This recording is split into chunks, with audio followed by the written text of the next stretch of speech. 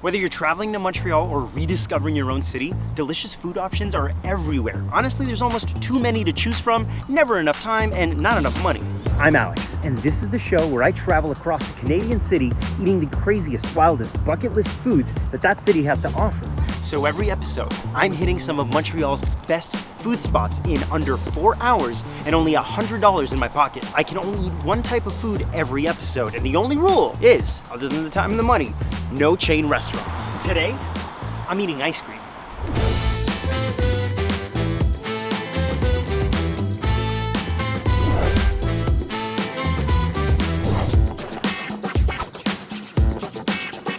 I'm putting 4 hours on the clock, and we're heading to our first spot today, the Blueboy in the Plateau Montreal. Now, this is like an artisanal ice cream spot, which, you know, there's a few of them in this city, but I'm going there for one thing on their menu alone. It's called the bowl, and I'm not gonna tell you what it is, but let's just say it's become mythologized in Montreal. And we're gonna start big, real big.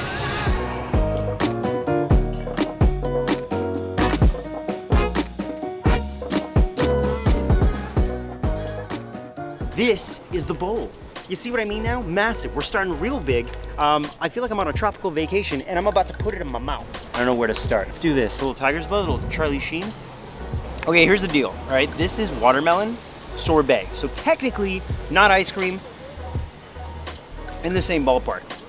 But let's try the key lime west. I don't know if this is humanly meant for one person to eat. It is getting a little messy, and I'm getting a little bit of brain freeze. This is gonna slow me down today. I didn't factor in the brain freezes into the 4 hours. There's some damn good ice cream. So,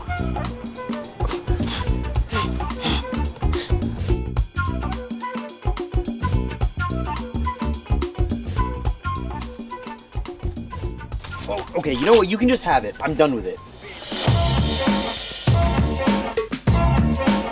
All right, time check. There is 3 hours and 1 minute left. That's like a while between the bee and the size of the freaking ice cream. And $77.99 left in my pocket. All right, we're doing okay. Next spot is Gaufres et Glaces on St. Laurent Boulevard. And the reason we're going there today is because they put ice cream in a waffle cone, which I really, really want to see.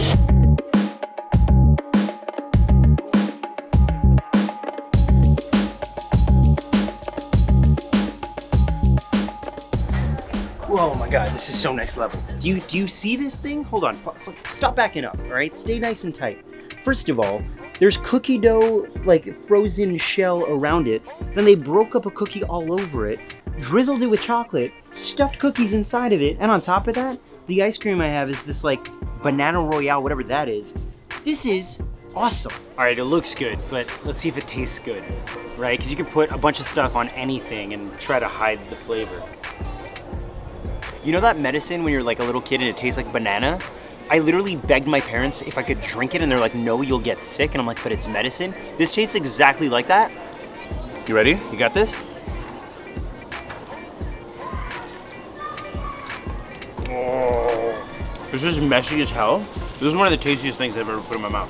The waffle is so freaking fluffy. And I think it's actually a little bit warmer because they just made it. And so the mix of the cold ice cream with the hot waffle, mind-blowing.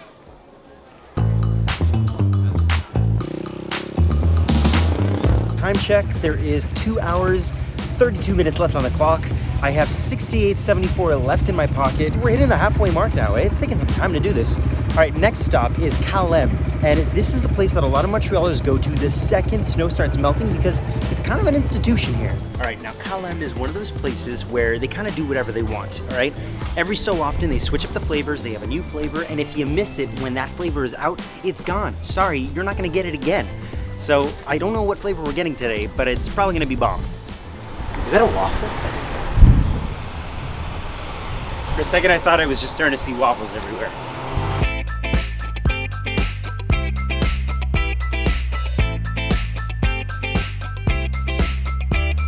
All right, so the flavor of the week, this week, is dulce de leche ice cream and pear sorbet. They sprinkled on some brown sugar. The dulce de leche is not too sweet and it's pretty accessible to people that might not love it. But the pear ice cream, it balances it out. This is really damn good.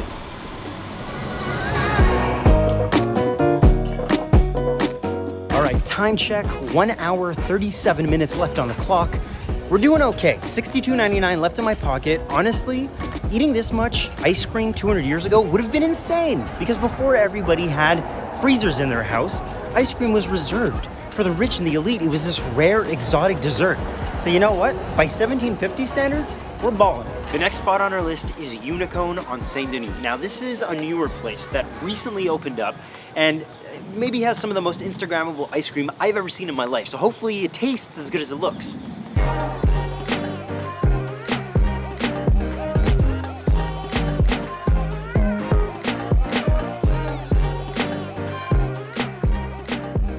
Look at the size of this thing. First of all, the colors, the texture alone make this look more impressive than the craziest thing I've had today. But the homemade whipped cream is so bomb. That's baklava. That's baklava. How did they do that? Little mango-y. This thing is melting all over the place. My brain wants to say that's gonna taste like grape. It doesn't. I have no idea what this flavor is, but it's pretty damn good. From a flavor standpoint, this is just like the front runner right now. And now I'm just mixing them up. All right, 54.36 left in my pocket, but there's only 27 minutes left on the clock, and the next place on our list is 21 minutes away. So we're gonna have to hop on a big C to get there on time, because I gotta have my ice cream. All right, so I have about 8 minutes, 41 seconds left on the clock.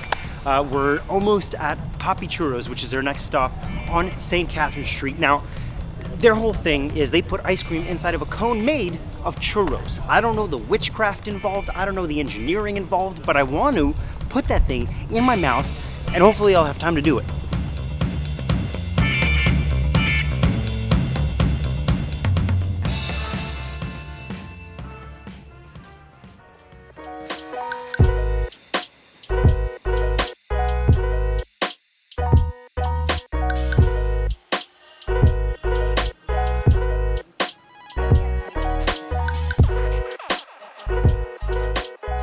So finally in my hands, the churro cone.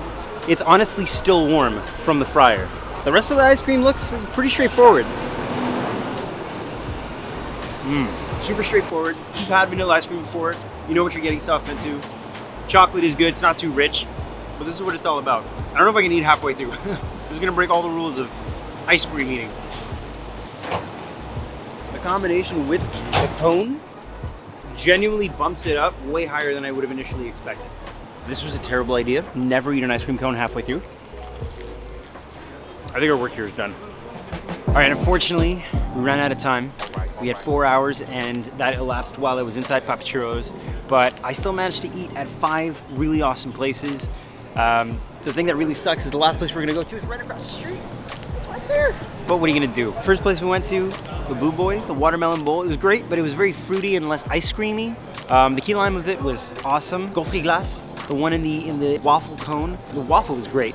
The ice cream, the banana ice cream was delicious. Calem was good, nice and simple. It was just it was a good flavor. All right, pear sorbet. Who thinks of that?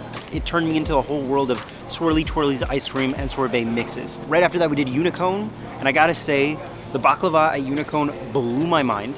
That's got to be my top today, which is weird because visually, I mean, yes, it was stacked high, but it was just, you know, individual balls. It wasn't anything special. And then we ended up at Papi Churros, where the ice cream itself, good, solid, but the cone was probably the best cone of the day. And there you have it. The next time that you are on your own personal food trip in Montreal on a hot summer day, you have 5 awesome places to have some ice cream that each put their own twist on a classic dessert. In a watermelon, in a waffle, in a churro, come on, it comes in all kinds of shapes and sizes. That's it for this episode of Food Trip, but guess what? I'm gonna see you real soon with another food to eat in Montreal. It's gonna blow your mind. See you then.